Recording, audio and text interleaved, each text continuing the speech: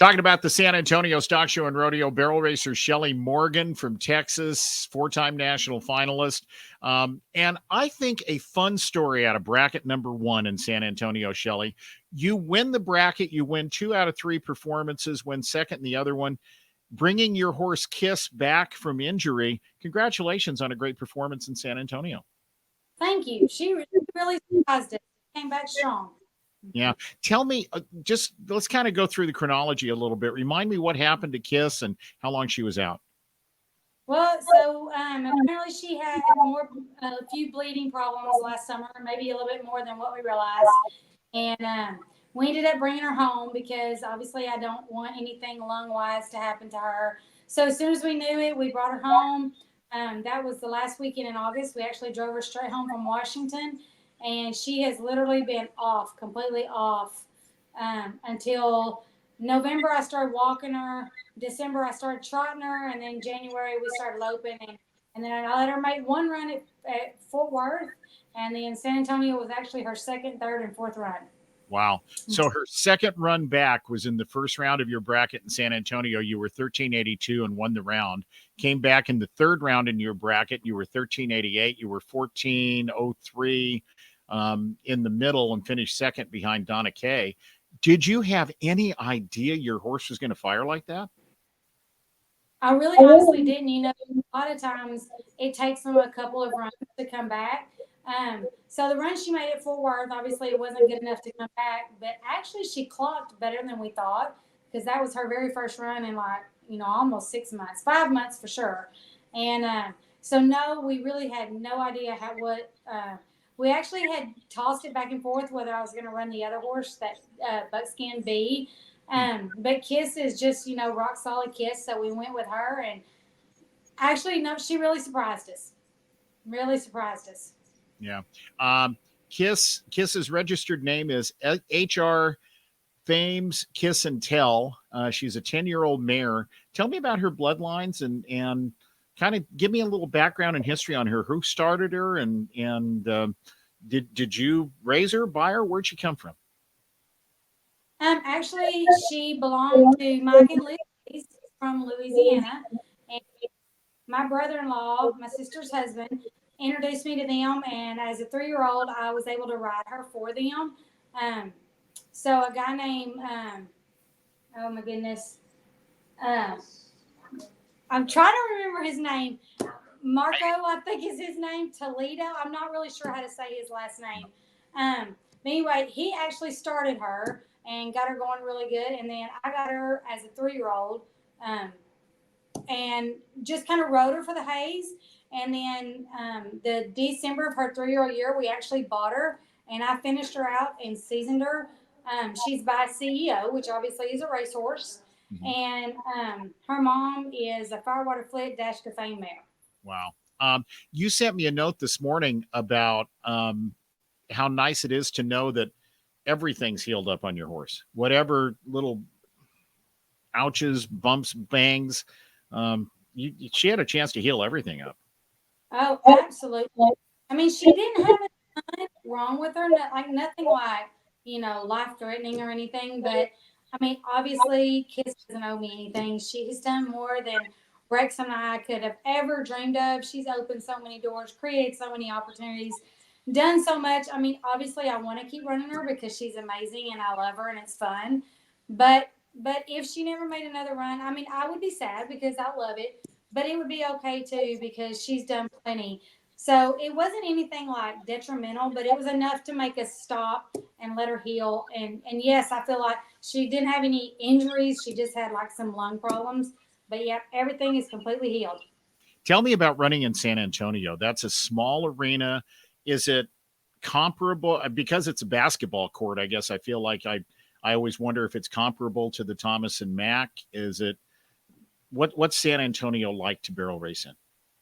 I really feel it's a lot like Thomas and Mack. Obviously, the size of it is a lot like it. The setup is a whole lot like, but for some reason, I feel like it's a little more suffocating in San Antonio. Meaning, like not in a bad way, but like the people seem like when you're going to the barrels, like they're right there in front of the barrels. Whereas I know they are at Vegas too, but I mean, I'm sure I'm wrong, but it seems like maybe the wall goes up a little higher in Vegas, and they're setting up a little higher, whereas in San Antonio, they're like literally right there in front of you. But I mean, it doesn't seem to bother her.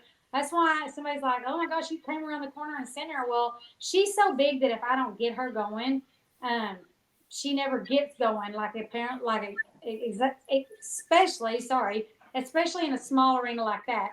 So my goal, like at San Antonio, is to like send her, just send her, let her get going from the beginning. That way, she won't ever slow down because everybody knows she's gonna find that first barrel. Yeah. You know, you're going back to San Antonio for the semifinals. Are you doing anything with her in between now and then?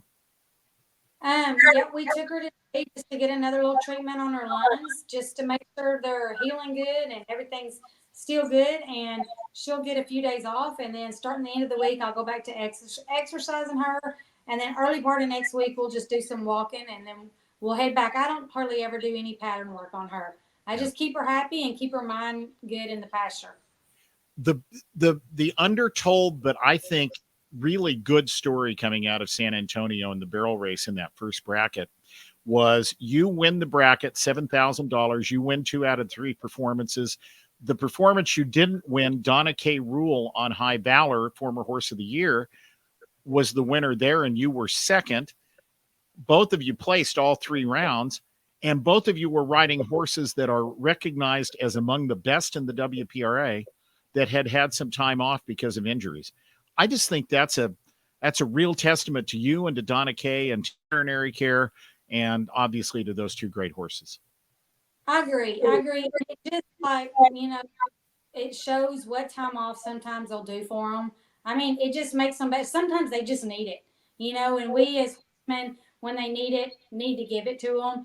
I mean, because look what they do for us when they're, feeling good. And I totally agree. In fact, I had asked Donna, we were talking, she's like, yep, bringing Valor back at San Antonio too. So, yes, I agree. It's pretty cool that both the horses that kind of took a break at the exact same time did really good in our bracket. Yeah. And came back at the same time. And came back at the same time and really fired. I mean, Yeah. really Yes. worked. Yes. That was the thing. I watched the rodeo on the Cowboy Channel, and I thought your horses were just flawless. They really handled the ground and they worked well. Yes. It was deepish, but they powered through. And I mean, Kiss always tries her hardest. That's why it's important for me for her to feel good, because even if she doesn't, she's gonna give me, everything she's got. So it's, I can't do anything more but let her. I want her to feel 100%, no matter what. Shelley, let me ask you one final question, and that's your history in San Antonio. How have you done there in the past? Not wonderful, just okay. I mean, Kiss was doing really good last year when she popped Access, and so I didn't get to finish out the semifinals on her. Um, she was excelling in her bracket, so I think she would have done good, but obviously I don't know. But in years before that, really, to be honest, the small indoor pens weren't Kiss's thing. But she's steadily, obviously, getting better and better and learning how to run in them. It used to be the big outdoors, but she's proved this weekend that the indoors are becoming part of her schedule too. Yeah, the lady who just said the small indoor pens aren't necessarily her horse's thing.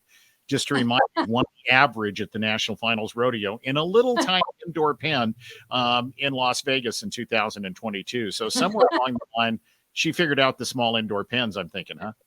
You know what's funny is, so like, the 2020 NFR was in Texas on a big pattern, and then Kiss went to the 2021 NFR in Vegas. That was her first time to go to Vegas. And Rex and I sat down and looked at each other, and we were like, you know what? Because at that point, the indoor pens were not Kiss's thing. And so we looked at each other and we're like, no matter what happens at the NFR in December, we're going to be happy. I mean, Kiss has had an amazing year. She's going to try her hardest. So if she doesn't win a penny, it's okay. She's still awesome. And you know that year, really at the NFR in 2021, is kind of with her coming out. I guess because she got 10 runs and got to get comfortable. And then ever since then, she just keeps getting better on the indoors. Interesting. So, Well, you got a pretty good chance at a big indoor arena coming up here in the semifinals in San Antonio. I hope this is the year you break through. And boy, what a great story it would be if you could walk out of there winning, or at least winning a lot of money and placing deep in San Antonio, wouldn't it? That would be amazing. I just think that would be. I've never won any of the big, huge Texas winter rodeos, and San Antonio would be a great one. Yeah, absolutely. Shelley, I appreciate your time. Full disclosure, I've been chasing Shelley around all day, and it's just, I feel like the biggest nuisance in the world because she's got important things to do, especially with her horse. And so I just genuinely thank you for your time, Shelley. I appreciate it. I enjoyed visiting with you. Thank you for having me. Shelley Morgan, the lady who was the top money winner in bracket number 1 in all of the events in San Antonio.